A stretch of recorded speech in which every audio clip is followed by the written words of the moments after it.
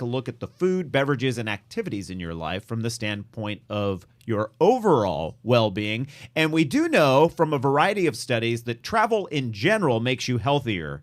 But what if you're traveling and you stay totally plugged in? Are you really getting away, or are you just way too tied to your business and all those all those things? Well, joining us right now with a little more information on that is Jean Sullivan. She's with the National U.S. Travel Association. Welcome to the program, Jean. Hey, Randall, how are you? Fantastic, thank you. And saw a piece on the Today Show where you were featured regarding unplugging for mental health. Yeah, exactly. It's something that we need to do, and both Patty and I are guilty of it. In fact, Patty, weren't you just saying you check your email even when unconsciously? Compulsively sometimes, even when I tell myself you are not at work, you are not checking your email for at least, I would say, like 2 hours or something, and then I just compulsively find myself hitting that refresh button. Yeah, Jean, is this what the majority of Americans are doing?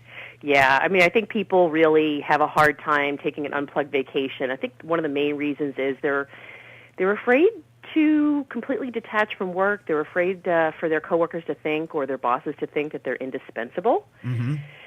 And it's almost like a badge of honor when you come back from vacation to say how much you worked on vacation. I don't know if you've noticed that, but I've noticed that in pretty much every company I've worked. No, it's true. It's like you're trying to say, hey, look, I was still connected. I'm still valuable. I'm still productive. I'm still productive, right. And in my situation, since my entire job revolves around those sorts of topics, when I'm away, I'm constantly posting things. Look at this dish I'm eating. Look at this hotel room view. Yesterday, I was taking a very relaxing hike up in the hills above San Luis Obispo, and I was busy taking pictures and sharing to show everybody how great it was.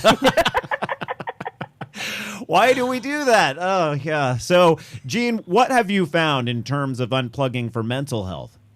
I found that if you really don't unplug on a vacation, you're really not getting the benefits of the vacation. And there are a lot of studies that the U.S. Travel Association, which I'm on their PR committee, they've compiled a lot of studies, including there's a lot of increased productivity and creativity when you go on a vacation. And I think, of course, it means you must unplug and get that benefit. But also improved health, and also really enhanced relationships and sense of happiness overall with your life. And I find when I have been able to take those unplugged vacations, I really do get those benefits, as opposed to when I take a weekend away and I'm just constantly, posting on Facebook or calling the office or checking my email. I keep telling myself it's to make myself feel better, less stressed for when I get back. But honestly, I just don't feel relaxed after those vacations. I feel like I need a vacation from that vacation. Right. Now, do you think that we're modeling this for our kids? Because I have 2 teenagers, and I know that my daughter has a very difficult time unplugging, and we're doing family things, maybe a family excursion or something, and my son gets aggravated with her because he says, are you doing this so that you can enjoy it? Or are you doing it so that your friends can enjoy it on Facebook? Do you think that we're passing this on to our kids? I think we are, and I think your son is very wise there. And I think it really takes each of us being brave and, standing up to our companies and actually, starting to change the American corporate culture, because right now our culture just doesn't get it. And Americans are among the worst vacation takers and most burned out in the developed world. Mm-hmm. So I think there are just, some really great tips that we can teach our kids now to help them, have a better perspective later on when they're out in the world and working full time.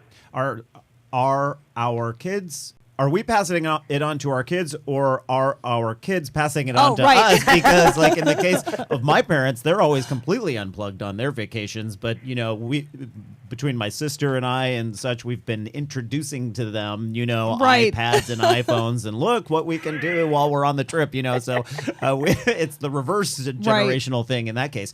What about being plugged in when it comes to finding a restaurant, finding a hotel, rating, those sorts of being plugged in? I personally think that if you really, really have to have it, let's say you're lost and you don't have any other suggestions from a concierge, or you didn't plan ahead, if you really, really need to go on just for a minute to find the address of a restaurant, it's okay. But I find it's a slippery slope. I've told myself on vacations, I'm just going to go check and and see what's the best restaurant. And I find that I wind up then going on to Facebook or spending about an hour, and I'm missing the scenery around me, and I'm totally plugged in and losing perspective of the moment. So you're saying just don't do it. Just completely drop it. Well, try to remember what it was like for us when we were younger. We didn't have all these iPhones and iPads, and we traveled on vacation. We asked people, hey, what do you recommend is a good place to eat? We connected with other people. Mm-hmm. Good point. Still works. Yeah. Instead of hearing reviews online, you would ask someone on the street, can you? In fact, I did that in New York City and found one of the best Irish pubs I've ever been to in my life. I asked someone just off Times Square. I said, I am a tourist, but I do not want to go to a tourist bar. Can you please tell me where someone that lives in Manhattan might go to just have an after-work drink or something like that? And the person was incredibly nice. In New York, they'll just sort of give you the information without a bunch of niceties attached to it, yeah. and which I sometimes prefer. And so they just said, yeah, right around the corner over here, go to whatever it was, Harrigan's or something like that. And so I said, okay. And so I went there, and they were dead on the money. It was the entire staff originally lived in Ireland, and I think Jean, are you still there? I'm here. Oh, okay. We just had a telephone clicking noise. And I thought I was wondering what that was too. I wondered if it was being recorded by the CIA or something. Well, don't unplug yet. Yeah, right. Yeah, good point, Patty. I have to tell you this. Right, just prior to the show, I kicked a key phone line out of the wall, and it tore the wires. Literally tore the wires from the plug. We were so fortunate to have a backup plug in studio here that we could quickly rewire everything. So my heart just sort of jumped a little there for a second when I heard that noise. I thought, I went and did it, didn't I? So lots of information for travelers at your site. Actually, there's I'm with Sullivan Says PR. I'm actually on the committee for U.S. Travel Association, and I've been with them for many, many years.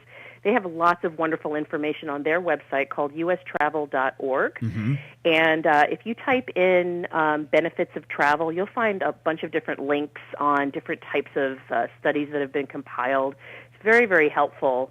There are different tips you can do, like give yourself a work break, commit to yourself that no matter how guilty people make you feel, that you're definitely going to unplug. You can schedule ahead, plan it way in advance so that you have time to plan holes in your schedule and train someone to cover for you, which is really important, and block out time, maybe a few days before and after, to wrap up loose ends and catch up afterwards. I think if you do all those things, you can really have that unplugged vacation, but you can find more on that website.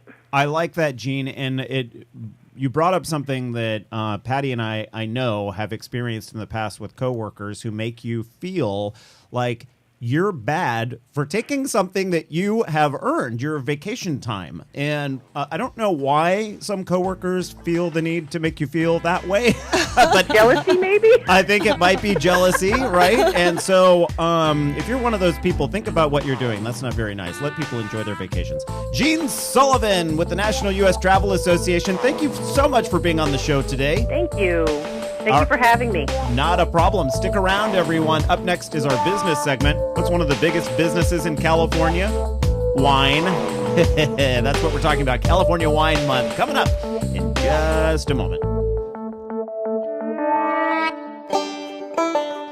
The historic Santa Margarita Ranch, exactly halfway between San Francisco and Los Angeles off Highway 101, was founded in the mid-1700s and served as an assistant mission to the nearby mission in San Luis Obispo. The 14,000 acres that make up the ranch today have served a variety of purposes over the years, including grazing land for large herds of Mexican cattle, prime vineyard land, and this fall will once again host the main event for feature Sunset Savor the Central Coast, the West Coast premier food and wine event, September the 27th through the 30th to culminate California Wine Month. Meet top chefs from the Central Coast as well as nationally recognized culinary celebrities. Several chef demonstrations will be featured, including the Battle of the Bay, hosted by the Food Network's Ted Allen of Chopped. To purchase tickets, head to savorcentralcoast.com.